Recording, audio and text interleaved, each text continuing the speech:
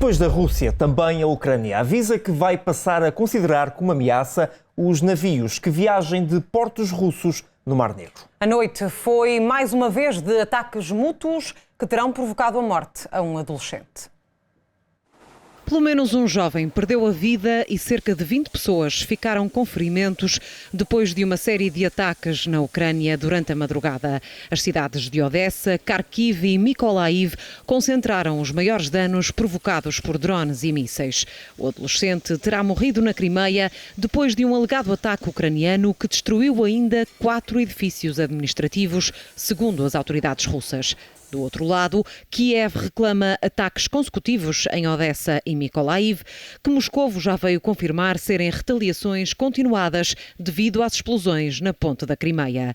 Há a lamentar perto de 20 feridos, entre os quais estão 5 crianças.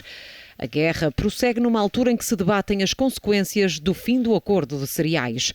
O Conselho de Segurança da ONU diz que vai reunir amanhã para analisar o impacto humanitário da saída russa do contrato. A saída de navios não é de todo segura. Depois da Rússia, também a Ucrânia avisou que já a partir de amanhã vai passar a considerar como potenciais transportadores de armamento, ou seja, como ameaça, todos os navios que viajem de portos russos no Mar Negro. No plano diplomático, a União Europeia decidiu hoje prolongar as sanções contra Moscovo até 31 de janeiro de 2024. Mas não só. Também os Estados Unidos impuseram novos castigos a 18 pessoas e dezenas de organizações russas, e a Austrália reforçou as sanções económicas não só ao país liderado por Vladimir Putin, como também contra a Bielorrússia. Do outro lado, Moscovo decidiu prolongar as restrições às exportações russas até 2025. Já no que toca ao Grupo Wagner, a Bielorrússia anunciou hoje operações de treino com os mercenários junto à fronteira com a Polónia. O país, que faz parte da NATO, reforçou a presença militar na fronteira e garante que está a monitorizar estas ações e a preparar-se para qualquer cenário. O Kremlin avisa que esta decisão polaca levanta preocupações. A poucas horas do início do Mundial de Futebol Feminino, a cidade de Auckland, na Nova Zelândia, foi palco de um tiroteio. 3 pessoas, incluindo o suspeito, morreram após o ataque. Faltavam algumas horas para o jogo de abertura do Campeonato do Mundo de Futebol Feminino quando a maior cidade da Nova Zelândia foi palco de um tiroteio. Estávamos mesmo na entrada e vi umas 20 pessoas saírem a correr do edifício a dizer para sairmos da frente. Eu fiquei do estilo, o que é que aconteceu? Fui perguntar e elas disseram, vimos um homem com uma arma e estava a apontar às pessoas. 2 pessoas morreram depois de serem baleadas num ataque que aconteceu pelas 7h30 da manhã locais de quinta-feira, no local onde decorriam trabalhos de construção. Também o atirador morreu depois de ter sido neutralizado pela polícia que respondeu ao incidente. Trata-se de um homem de 24 anos que, segundo a polícia neozelandesa, estava em prisão domiciliária por crimes de violência doméstica, mas tinha autorização para se deslocar até ao local para trabalhar. A imprensa da Nova Zelândia explica que Matt Reed tinha sido condenado depois de ter pontapeado e estrangulado uma mulher.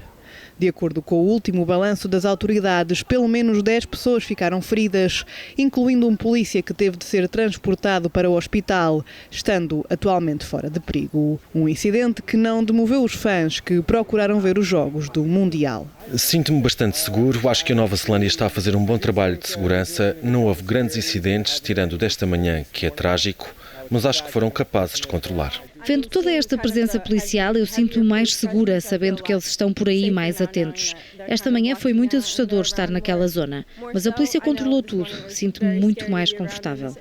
Apesar do incidente, as autoridades garantiram a segurança do evento desportivo, que começou no mesmo dia, sem mais incidentes a declarar. A Grécia continua a ser fortemente fustigada pelos incêndios que já levaram a evacuações maciças para proteger as populações. O primeiro-ministro grego garante que os tempos difíceis ainda não terminaram.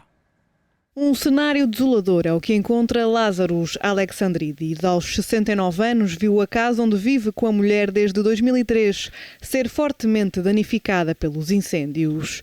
A pequena vila de Tsakili foi uma das muitas afetadas pelos fogos, com Lázaros a questionar a atuação dos bombeiros.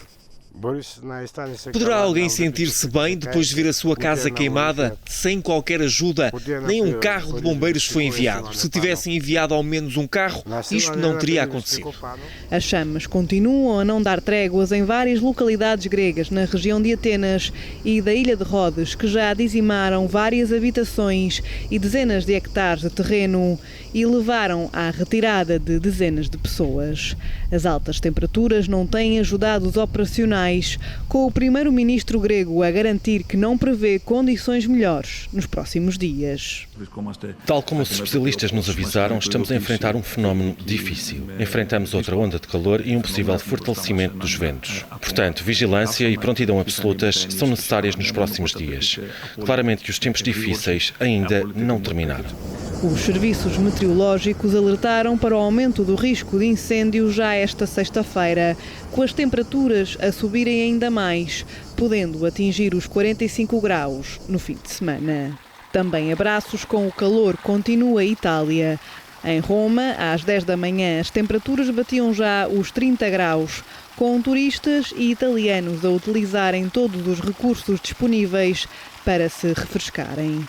Na quarta-feira, o país colocou 23 cidades em alerta vermelho devido ao calor, que não dá sinais de alívio. Também os países dos Balcãs enfrentaram vários dias de temperaturas altas durante a semana, mas agora o problema foi outro.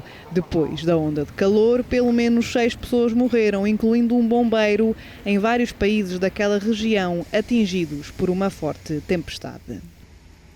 Vamos olhar para outros destaques da atualidade internacional. As autoridades alemãs estão à procura de uma leoa supostamente perdida na cidade de Berlim. O animal terá sido avistado por moradores num bairro residencial no sul da capital alemã. A operação policial começou durante a noite de quarta-feira com 2 helicópteros e foi ampliada durante a madrugada. Mais de 100 agentes estão nas ruas à procura do animal. As autoridades pedem cautela à população, aconselhando a que fiquem dentro de casa, tal como os animais de estimação, até que a leoa seja encontrada. Acredita-se que o animal tenha escapado de algum lugar, mas ainda não se conhece a origem da felina.